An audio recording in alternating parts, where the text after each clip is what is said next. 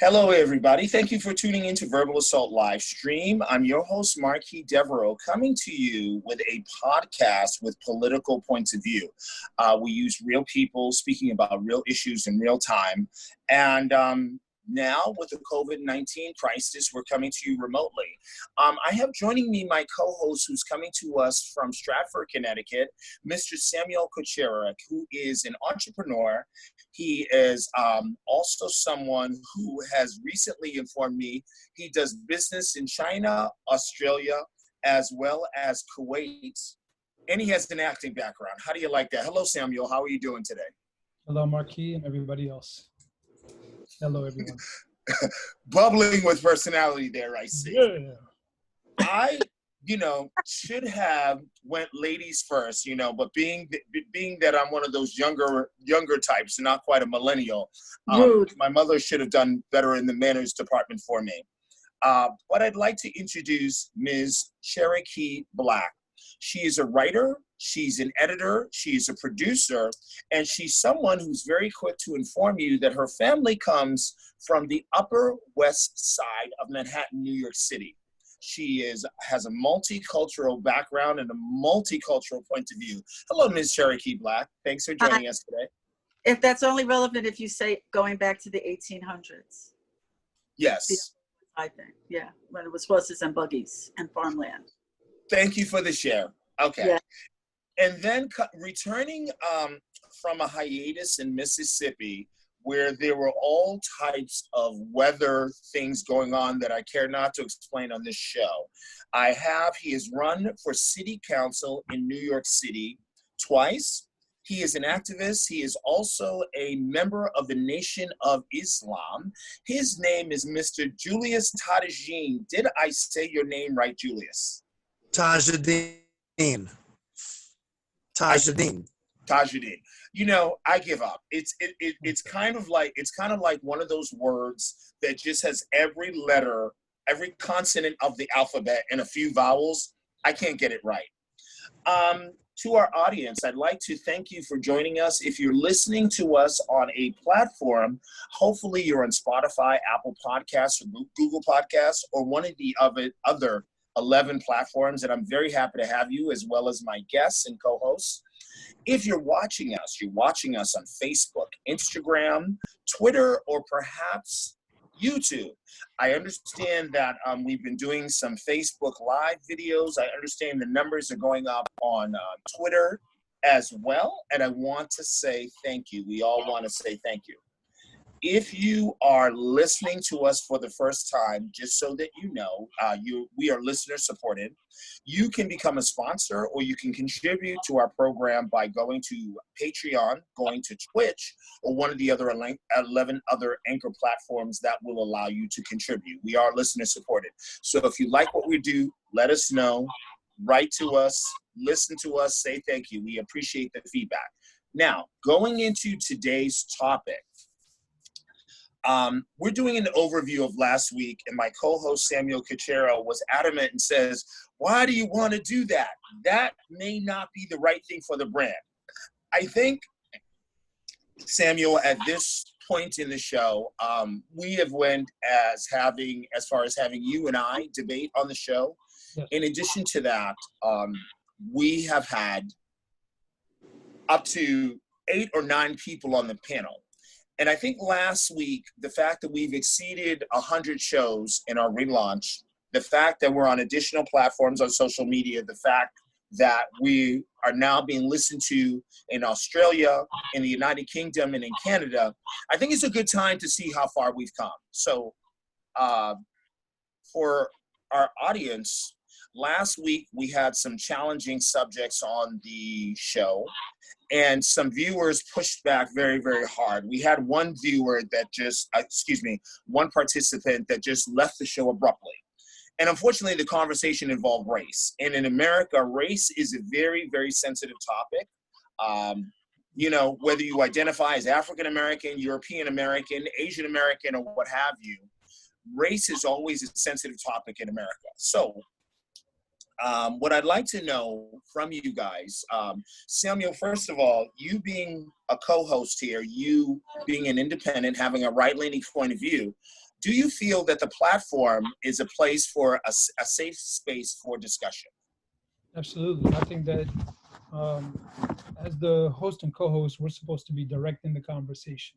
Yeah. And come on into that speaker, baby. I want to hear you. All right. Hold on. I got some papers here. That's why. How about now? A little better. You got Yes. me? All right. You're just so good looking, and your voice sounds so nice. We just want the audience to be able to hear more of you. Well, let me scream at you. Hold on. Okay, that's better. That's better. We need angry black men, or multiracial like yourself. Multiracial. But I identify as black. But anyway, I think as the host and co-host, we're supposed to come up with a programming that is a proper, say, outline or guideline for the each upcoming show. And with that, we should also know how to sort of mitigate things which may not be so nice for some people. The show is called Verbal Assault, so we are allowed to go ahead and express our different opinions and our viewpoints, and we can, or we may get a little hyper in some of them. You said hyper? Hyper. Okay, hyped up. Hyped up, hyper, angry, frustrated, pissed the fuck off. I mean, whatever you want to call it. Whatever. Right on, right on. So I think it's the space is safe for that because we all know each other, and well, basically we know each other, and we're adult enough to know that it's a conversation, no matter how hyped up we get. Right on.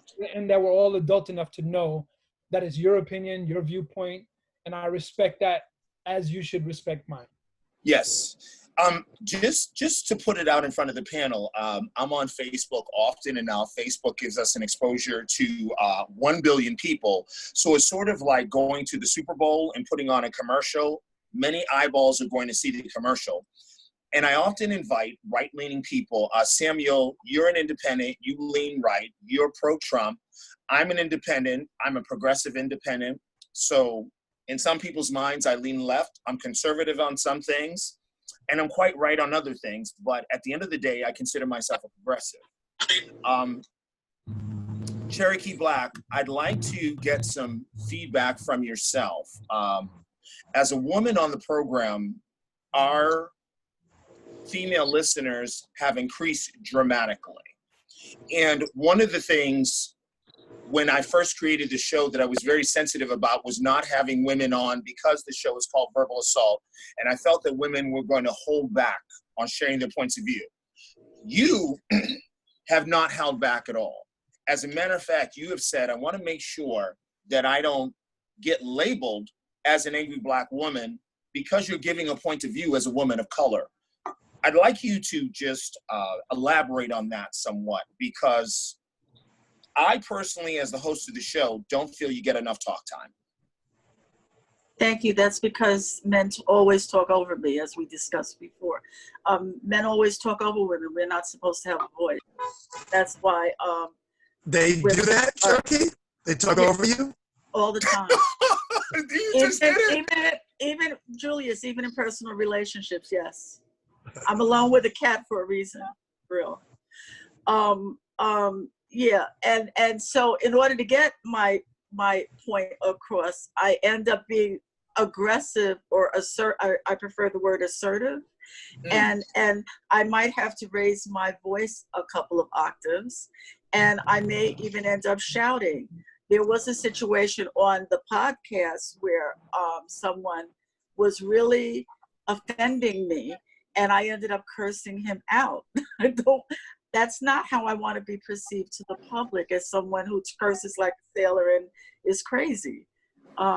Because my brand is, well, I'm an actress, first of all, so I can be all those things in that vein. But as a brand, I'm a lifestyle and beauty brand. So you can't be like crazy, you know? Well, you can't be crazy unless crazy is your brand. And, you know, I'm going to use as an example, English is not my language today. As an example, I'm going to use Omarosa Manigault who originally was on The Apprentice. She served as an African-American woman on the first season of The Apprentice, and she got terminated and got asked to come back. After watching Omarosa that first season, I met President Trump. Well, obviously, before he was the president, he was married to, is her name Melania? Yes, he was married to her at the time. And I said to him in New York City at the Metropolitan Museum, I said, Mr. Trump, I said, I'm likely the #1 fan of your show. But if you get rid of Omarosa, I will never watch your show again. He was silent for 5 seconds. He was taken aback by what I said. And then he said, wow. He said, okay. He said, listen, let me introduce you to some people that I know. I say that to you, Cherokee, because if being an angry Black woman is your brand, then what would be the problem with that? She has made it to the White House twice. That's fine. And I wouldn't go to the White House with that person so being there. So I'm just saying, that's her brand. Her brand, the reason why people love her is because she's a bitch. I'm not. That's not my I wouldn't say they love her, but they watch her. They watch her. No, some people they're attracted and drawn. They watch her because they like that energy. There's something about that is appealing to them. I did not watch her, and I did not watch the show. None of it appealed to me. So that's, it's well, then how would you know she's a bitch? It's a matter of taste. That's all. How would you know that she's a bitch if you didn't watch the show? I've read things about her. She's been interviewed on TV. I might be watching 60 Minutes and she's on, and I'm like, I won't change the station until she's off. I'm going to listen, but I didn't watch the show. Okay. And I believe her name is Omarosa Manigault Stalwart or whatever. I know I missed yours. Okay.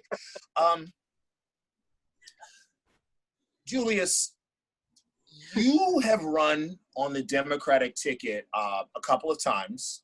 My thought process is that you're probably going to run again. I personally believe that you should run for the position in New York City as a public advocate, because often people use it as a stepping stone to become the mayor. Now, I don't know any other city or state where the position of public advocate exists. I'm not quite sure what it's supposed to do except challenge the mayor on certain things. I'd like to ask you about denigrating your opponent. It seems that in the current state of politics, the right side, those that vote right, are very, very comfortable now with the tactic of denigrating your opponent, finding a weak point and sort of coming at them as like an AK-47 with criticism. And I just want to ask you, as someone who's run on the Democratic side, have you ever experienced someone sort of criticizing your character or the way that you look? Or is this a tactic that also exists on the left? Well, I haven't gone through that as a candidate. People are reluctant to do that with me. In New York City. And even I ran for mayor of a city in New Jersey. What city? And they were I don't have to go into that right now. But, why not? well, Plainfield, New Jersey. Okay, but why didn't you want to go into it, though? I think it's noteworthy. Well, it is, but it has a lot of history with it, too, which I don't want to veer off. But in any event, notice that Sam and I are drinking from our teacups. You don't see. I never had that problem because I can go in and I may have stuff on you and you don't want me to go in. So I can go real deep. And so people, I'm fearless in that way, especially if I have, some stuff on you. Because people, I've been around. It's not like I'm just coming into the arena running for office. I've seen your shade, your. So Julius, to Marky's question, so does this mean that if you have something, you're saying that you're fearless and that you'll go after that person, like probably to no end, is what I'm getting from you. Well, what I do is I may discredit them, like as far as if they're saying they did X, Y, and Z, you know, I could easily discredit you and say to the public that that person had nothing to do with any of that. So they're you know, I'll say, you know, I'll call you out. I won't call you a liar like that, but I'll say that's a fabrication. I'll use choice words to try to be a little civil. But What about denigration? I will tell people the truth about a particular thing. As an example, there's a guy running for office for city council in the 9th council district. And if I do decide to run for city council, that would be my district. So he was on Facebook, and it's not like he, you know, made me privy to his comment, but he was taking credit for the NCO program, which is this community policing program that's being used citywide. Well, everyone that's in the know of things knows that I drafted that program. So someone was trying to take credit for your work. Yeah, and I just had to shut him down. And I doubt he'll try to do it. You know, if I do run, he won't try to do that on a debate stage. Yeah, that would be ridiculous. So, May I add in something? He didn't do his research. I'm gonna share a personal experience for the audience and the panel today. This is a relaunch of this show, and we've recently surpassed 100 episodes. The reason why I wanted to do an overview is sort of some of the things that have happened last week. We know that Rob Arnold, Rob Arnold now has his own radio program, and there were some things that were taking place that I just didn't feel fit into the. There was some things taking place and some hubris that I was experiencing that I didn't feel fit the culture of what this program is. When I first created the program some years ago, as I often tell people, this was created while I was incarcerated. Many people have made it a point to say, I don't feel you should tell people that you're incarcerated. I'm authentic with my audience, and I look for our panelists to be authentic as well. I had wrote down the framework for the show, and I had a discussion once or twice about whether I would do a TV show or a podcast with someone who I wanted to bring in. And interestingly enough, the person as recently as 6 months ago tried to say that he created the show with me. Now, I have all the notes that can show you the trajectory of creating the show. But this person was a right-wing person. And Samuel, who is also a business partner, leans right.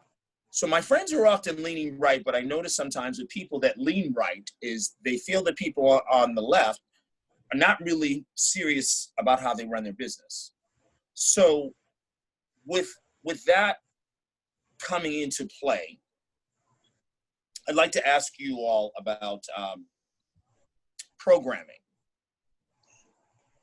Samuel, would you say that this program has given enough opportunity for the right side to be heard? And if not, what could be done differently to allow both sides of the equation to have equal time? in terms of the timing, in terms of the opportunity to speak, the opportunity to get a question out and things like that, that I believe is going to come up with your interjection and interruption. But the opportunity to voice a concern, voice an opinion, it's always been there. So if you're asking, can the right speak as much as the left? Yeah. Yes. Okay. Verbal assault is about your opinion versus my opinion versus his opinion, her opinion, so on and so forth. Yeah. Yes. There's nothing wrong with that. Okay. And just for the listening audience, I have made it a point in creating this show that without the right point of view, the discussion is just sort of, it's it's very one-sided. It's not there. As an independent, this is very, very important to me. So since Samuel, you've talked about the interjection versus interrupting, that is actually my next question. Cherokee, you said, I get cut off by men. Samuel has said, hey, Marquis, you know, the conversation's happening and I just wanted to finish this statement. When I watch Fox News, they're interjecting and they're interrupting. When I watch CNN, they're interjecting and they're interrupting. Chris Cuomo is a great example, but I like the way that the program goes. Cherokee, I'd like to ask you, what makes you, if you are uncomfortable about the interruption part, why do? I'm not uncomfortable with anything. I'm not uncomfortable. I just don't like right-wing men yelling, "Shut up!" to me. That's crazy.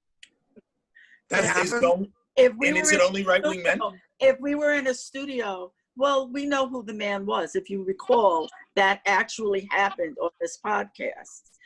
I am saying if we were in a studio, I might have smacked him because it was rude. Okay, so Brian Parker has mentioned wanting to choke someone. You have mentioned wanting to smack someone. Well, quite frankly, you, the host of the show, is on probation for assault. Listen, I'm part Irish. I have no problem getting into a scrap. And that's where the name of the show comes from. Julius Tajadine. Tajadine, 3 syllables. Tajadine. I'm just calling you Dean. I'm just calling you Julius from the Nation. Julius, you're a talker, and you and I have been on the phone, and you can hold a conversation for well into an hour. Have you ever had a circumstance where someone has interrupted or interjected to the point that you felt like it might become physical? Well, I might feel emotionally that way, but it's not that I would do that. I trust I can control my emotions. So I might feel like I want to do that. You feel like you want to smack somebody, but I wouldn't do that.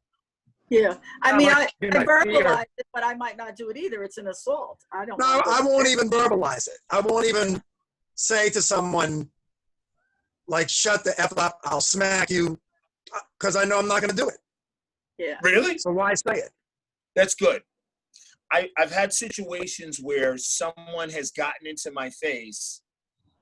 Oh, that's a different story.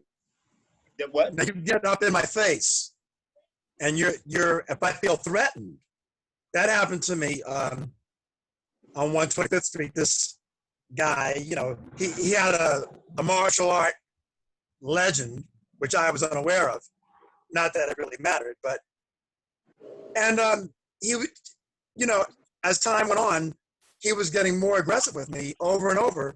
And then one day he just got like in my face, like accusing me that I'm responsible for all the wrong stuff happening in Harlem. But he got up in my face aggressively, and I pushed him. And I said, don't get up in my face like that. But when I pushed him, it was very fast, very quick. And it was a shove that made him know I meant business. But you put your hands on him first. Yeah, I put my hands on him first. Okay. Because he got too close. It was defensive. He got in my space. It was defensive. Defensive, okay. Yes. Yes. But I pushed him in a way that he knew I meant business, and whatever his legend was. He was no Bruce Lee. Yeah, that didn't faze me about what he was in the martial arts. Samuel, you lived in China and you lived in Australia. You've been to the Philippines. You're doing business in the Middle East. In the United States, many people look at those of African descent as being confrontational. The word comes up quite often. Have you ever had this label or this misnomer put upon yourself internationally? Internationally, the international community abroad loves the Black community. That's right. I don't experience racism. I've heard some of my brothers and sisters experiencing racism, let's say in Australia, a little bit in China, but in China it's to be expected because they're racist even among themselves. But overall, the international community, when you're abroad, they love Black people because we are the trendsetters. But I kind of like, I've I had just want to different make sure that experiences. you all can't hear what I'm hearing outside. We're found. No, I heard some of it. I heard something. I didn't know what it was, but I heard something. Samuel, This is what the happens when military- we record remotely in New York City. You think we were angry? Yeah. Wait. Julius has something to say. Go Yeah, ahead. Go I ahead, had- Julius. I've had different experiences being in the military.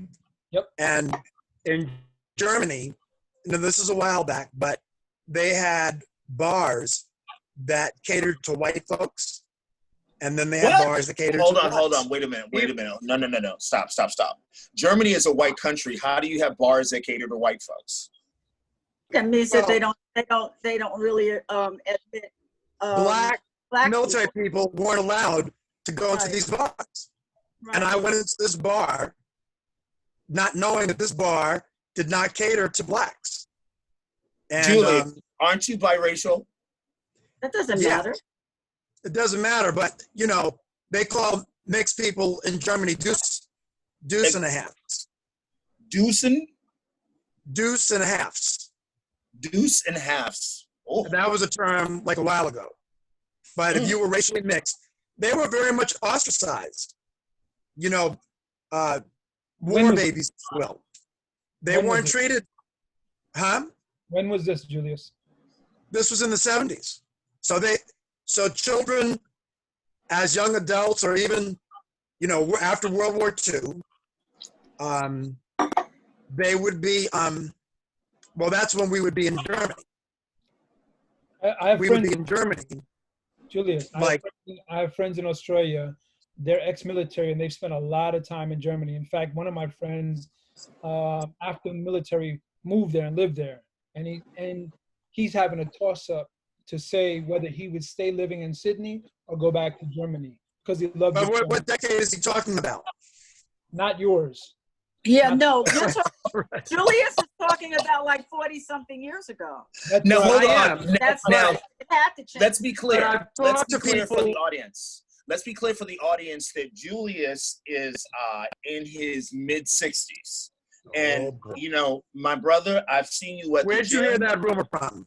I hear rumors. They're all over the place. Rumors. Listen. You've heard it, Cherokee, too? I'm not one to gossip. You know what I'm saying? But Listen, my looking hair for your says age. it all. you looking for your age. Two of us are in our mid-50s. Two of us I should say early 50s. Two of us are in our mid-60s. And we all have very vibrant, jovial personalities, to Right. say the least. Jovial. What was that, my brother? Jovial, not jovial. Okay. Yeah, my bad. That's okay. Potato. I'm from New England, so we tend to say certain things a little bit Tomato, different. Yes. Speaking of saying things That's a big differently. difference. Jovial. That's a big difference. Isn't it? That's a big difference. Okay. Thank you. So what Samuel just did was called change the subject. Yes, so And let's what get back on it. And what I'm noticing is that oftentimes people on the right, when there is a discussion and you ask them a direct question, they will sort of redirect the conversation. Samuel, would you say this is something that you've noticed from your colleagues and comrades No, that are right-leaning? no.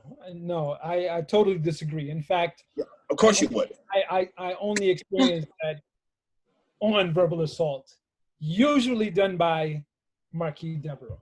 That's what Ah. Let's get back to the discrimination against blacks in foreign countries. Yes. Even I've been to many countries. Being in the military, I worked in foreign countries, and when you're like doing something that is labeled a black thing, sports, entertainment, the world loves you. But when you're doing other things, whatever that may be, and you sort of cross a line, they can show their racial hatred. That's true. I can appreciate that with the military, being military. No, but even I as know a when I civilian, went, right, because when I went to Switzerland, when we arrived, they automatically assumed we were like a rock band or something. that's right. I went there on a mom And they'll love it. and it was great. No, we ended up at the hotel with Tina Turner and her band. We had a great time. I almost ended up in Brazil with them. It was amazing. But it was because we were of color. They assumed we do something entertaining. That's true. That's Look true. what happened to Malcolm X's grandson in Mexico. Well, tell us the story. He was there. Oh, hold on. Oh, Julius, you're on you've been mute. muted. Mute. I'm sorry, what You're on happened? mute. Oh, there- They Okay. went to a bar to relax, unwind. I'm sorry, Julius, I need you to go back to the beginning of the story because you accidentally muted yourself. You mentioned the grandson of Malcolm X Yes. and Betty Shabazz was Right. in Mexico. Yes. Okay. And he was supporting this movement. There was some movement that he was interested in, and he went down there, to support this group. After one particular evening, they went to a bar to kind of like unwind. These girls came over to his table and they were just sitting down and whatever, but they were drinking and they just kept on ordering drinks. On And whose next thing you tab? know it- Huh? On whose tab? Well, he didn't think it was on his tab. I bet it The was. next thing you know it, they hit his table with a $3,000 bill. Ooh. Kind of And Whoa, hold on. Were the young ladies Mexican? they were Mexican. This sounds like a scam. Yeah. Oh yeah. And so Oh yeah. when he refused to pay it, They arrested. they told the Mexican guy who was with him to leave. What And you mean, leave? They beat Malcolm X's grandson to death. To death? To death. Oh my God, I didn't hear that. I didn't hear that. Yeah. Oh my God. When was Yeah. this? What year was this, Julius? This was maybe now, like it could be 5 years ago Woo. or Now- less. This is unfortunate because I actually reached out to a contributor. His name is Ruben Marquina from Mexico City, and I had asked him to be on today's panel. And one of the things that he said was that he didn't feel that anything we were going to discuss this week he could contribute to. Hmm. This is an international program, and often Cherokee likes to say, I live on the Upper West Side. She says everybody in the world knows where the Upper West Side is. And Julius sometimes talks about local politics. But now you're talking about an international icon, a descendant of an international icon, Right. being in a foreign country that right now is a trading partner of the United States. And we just got the trade deal signed, re-signed, I should say. It was a trade deal that was modified by the current president, with the current president's signature and the Canadian signature. And you're saying that this young man was put to death. Yes, they dragged his body outside of the bar. I don't know if he died in the street or did he die, in the bar. Let me ask you But, something. There was he no was media dead. coverage of this? No media coverage? Huh? There was no media This did make it into you could Google it right now and No, I'm going to. No, but that's not the point. And that's not the question. Was there media coverage then though? Exactly. yeah, there was. There was. I saw it on the internet. No, not enough. I'm talking about media. No. CNN. It's been on television you know, during the time. And then the aunts, I've heard the aunts speak on it. So it's you know, it did happen. Yeah, Right, but it happened. I was talking about, when black people died. I mean, that's they don't know. They wanted the embassy to really get involved. right. And so they were dragging their heels on that.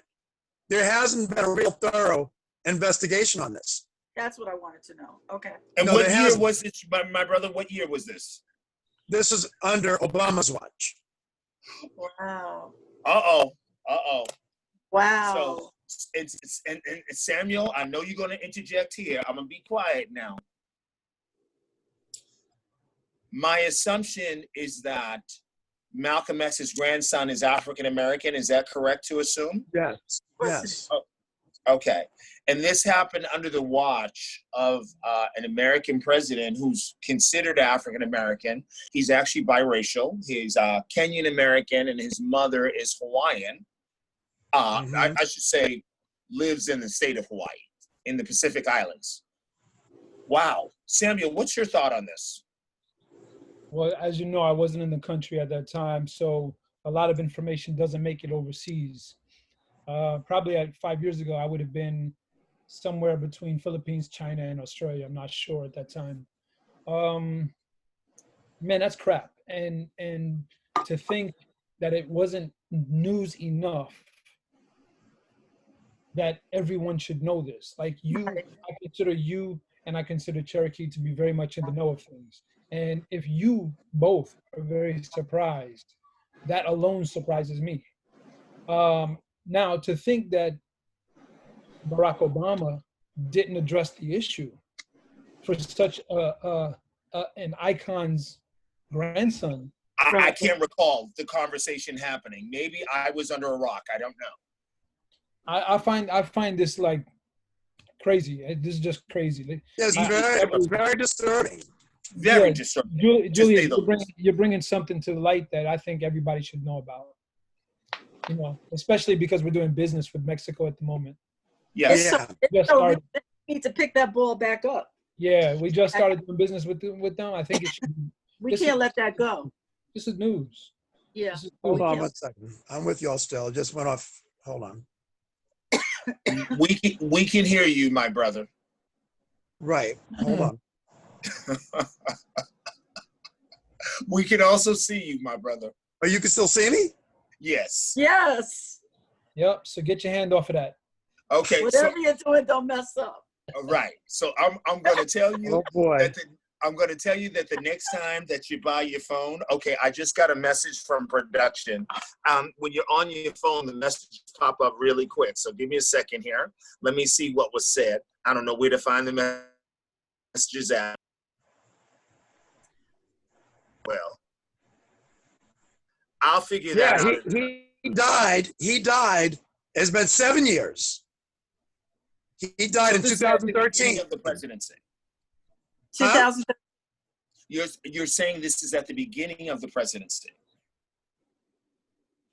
of Barack Obama, correct? When was Barack Obama in office? His first term. Second term. I thought it was 2008, 2009. No, he became president in 2009. So he started his second term in 2013.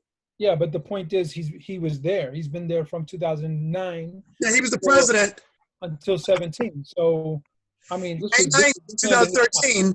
He was the president. That's right. Definitely under his watch. And apparently, the Attorney General's office said that he was messed up. He was hit with a blunt object. So why wasn't this followed up on? And they found it in the street. Okay, now hold on, guys. I'm going to read something. Everybody can hear me clearly? Yes, what did I do? Go ahead. Okay. Prosecutor Rodolfo Fernando Rios Garza, okay, if he puts one more name in, I might not be able to pronounce it, said the men work at a bar called the Palace Club where Malcolm Shabazz and 3 people had drinks early Thursday. An argument ensued when the staff said the bill was $1,200. Shabazz was beaten while another man was threatened and stripped of his belongings. Rios said Shabazz, 29, was transported to Walbuena General Hospital, where he died of his injuries later Thursday morning. Police spokesman Octavio Campos said Friday, the Attorney General's office said his injuries were caused by a blunt object and included brain trauma and several broken bones. Here's the likely reason it didn't receive much news attention. A U.S. State Department spokeswoman was aware that a U.S. citizen had died in Mexico, but declined to comment further. I was saddened, stunned, shocked to read about the murder of young Malcolm former Georgia Congresswoman Cynthia McKinney said. The former lawmaker had taken Shabazz under her wing, and he had traveled with her to Libya. Many of my closest associates have had personal memories, and then it goes on. Wow. No, you should finish that. You should finish it. Okay, I'm going to ask someone else to pick up the rest of that because I've actually sent it away from my screen. Huh? Where is Julius? I don't see. Well, neither do I right now. So, where you left off. Many of my closest associates have personal memories of their time with him and of his efforts to reach out to them for help. McKinney said he was writing a book. In 1997, Shabazz, then 12 years old, was convicted of the juvenile equivalent of second-degree manslaughter and second-degree arson. Yes, his grandmother. He set her on fire. For setting the fire that killed his grandmother, Betty Shabazz. That's the same grandson. Yes, that's what's surprising me. Yeah, wow. Yes, that's this karma. Is tragic. This is tragic. Yeah. There's a story. There's We can't see you, Julius. But you can hear me. Yes. Yes. I got you. Yes. All right. All right. There you go. Okay. The situation with that, my understanding is that he meant to set the house on fire, but he didn't know his grandmother was in the house. She thought the fire started some kind of way other than, it being set.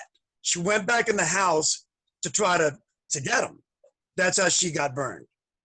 A psychologist described him as a chronic fire starter and a paranoid schizophrenic. So he's an artist. Yeah, but he didn't start the fire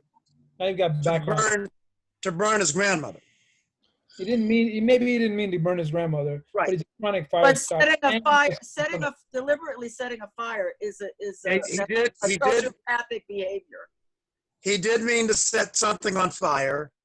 She thought, he was still in the house. Right. Went back in there. Grandmothers do. I have 3 grandsons. Right. Of course, I'm going to go back and get him. I'm going to go back and get my cat. Wow. No words. I just got a 5-1. He was a disturbed child when he was younger. He was what? Okay. He was disturbed. He had issues. Okay. But he was, as an adult, he was working past that. All right. I'm going to say you have to be addressed when you're a child, though. You have to be in some kind of therapy. There has to interjecting. He did. And doing. He was sorry, sent guys. to an institution. Okay, 1 second, guys. I got to do a wrap up here. Sorry. Whew. We're talking about setting houses on fire. We're talking about schizophrenia, and we are talking about tragic relationships, which brings us into Tuesday's discussion, which is going to be Cuomo versus Trump. Tragic relationships. Yes, tragic relationships. I just want to thank everybody for listening to today's program. As always, we invite guests on, whether you come from the left point of view or the right point of view. This show is going to happen if I'm the only person that comes on the program, or if we have 20 people that are going to participate in the program that day. We are a political talk show, and we speak authentically. Profanity sometimes gets in the mix, so if you need to plug your ears, cotton you can probably find in the medicine cabinet. But we're not the type to cover our ears. We discuss real issues. We discuss real topics. We use real people. I don't operate from a script because of the fact that I want everybody to be able to speak openly and as honestly as possible. To our audience, we hope that you found the conversation authentic. We're growing. Sometimes the conversation is going to be intense. And sometimes it'll be a bit sedate, but I don't know when was the last time that ever happened. I think the only time that's happened when there's been Samuel and myself on the program. If you're listening to us, thank you. If you're watching us, thank you. If you're contributing to us, please do, and please continue to do so. And We're thank looking forward to having you tune in tomorrow. Cuomo versus Trump. Do follow us on social media on Facebook, Instagram, Twitter, and YouTube, okay? We are currently working on our Vimeo, Snapchat, and TikTok accounts, but that's a story for another day. I'm Marquis Devereaux, your host of Verbal Assault Livestream, and we look forward to having you on Tuesday's program. Bye-bye.